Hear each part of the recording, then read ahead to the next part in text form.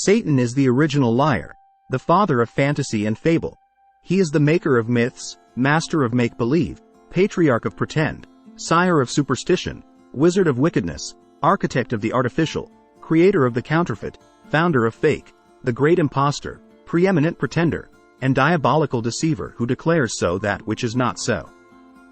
God is the God of reality, the creator of the cosmos, the source and sustainer of life itself.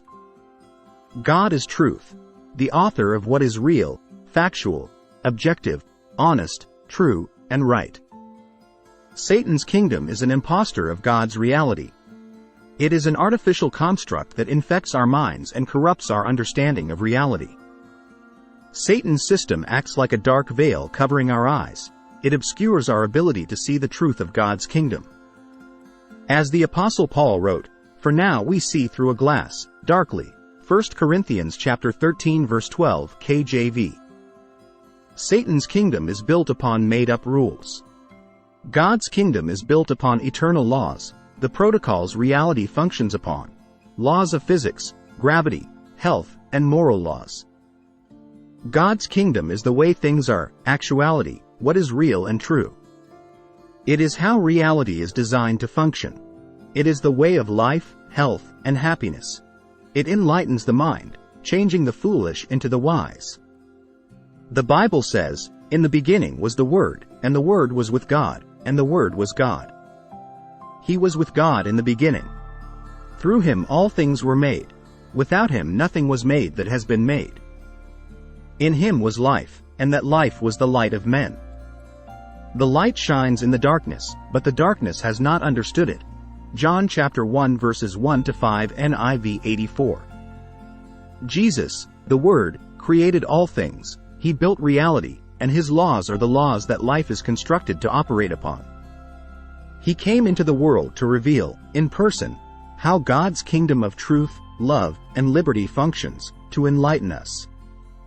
But that light of truth was not appreciated or understood by the minds darkened into the fake legal view of the world. As Jesus went around restoring people to harmony with God's design laws, healing physical illness, thereby restoring people to harmony with the laws of health, forgiving sins, thereby restoring hearts and minds to harmony with the law of love and truth, the religious leaders hated him because their minds were darkened with Satan's fantasy that God's law is imposed rules that require inflicted punishment. They accused Jesus of being a lawbreaker, John chapter 19 verse 7. They thought righteousness was rule-keeping and justice was punishing rule-breakers. They could not see through the dark penal legal veil that Satan had woven over the minds of people.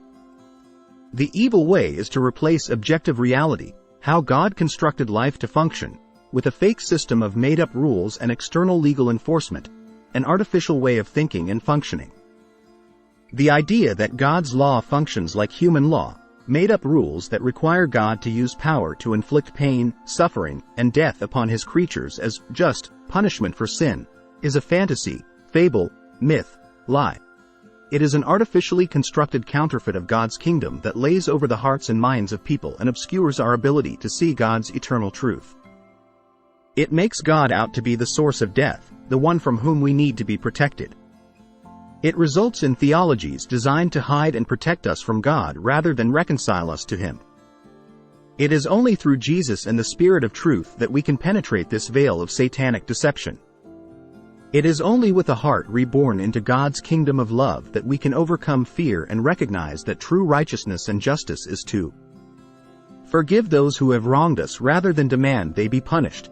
Matthew chapter 6 verses 12-14. Bless those who persecute us rather than cursing them.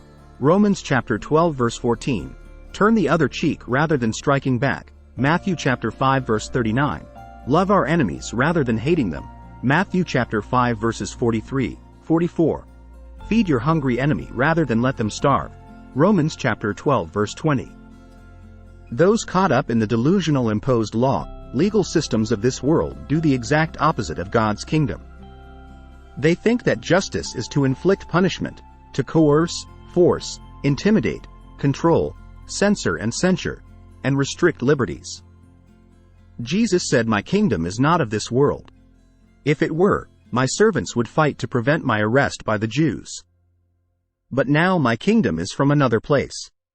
"You are a king, then," said Pilate.